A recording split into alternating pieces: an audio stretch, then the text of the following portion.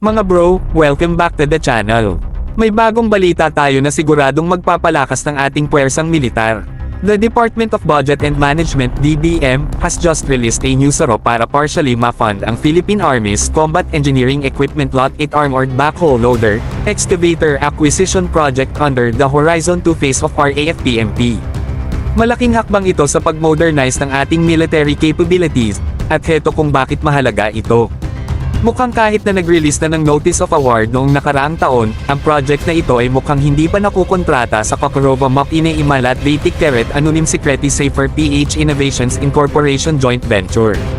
Madalas mangyari ang ganitong delay sa malalaking proyekto, mga bro, pero ngayon, mukhang may movement na nangyayari ngayong buwan. Usually, ito ang next step pagkatapos mag-release ng saro ang DBM. Ang pag-release ng saro ay isang malaking indikasyon na ang proyekto ay talagang go na. Ito ay magbibigay ng kinakailangang pondo para sa partial na pag-acquire ng mga armored backhoe loader, excavator. Ang mga kagamitan na ito ay crucial sa combat engineering tasks tulad ng rapid construction at demolition sa battlefield. Sa madaling salita, these tools will greatly enhance the operational efficiency and effectiveness of our troops. Bakit ito mahalaga? Ang armored backhoe loader, excavator ay hindi lang basta kagamitan. These are multi-purpose tools na pwedeng gamitin sa iba't ibang sitwasyon, from building defensive positions to clearing obstacles.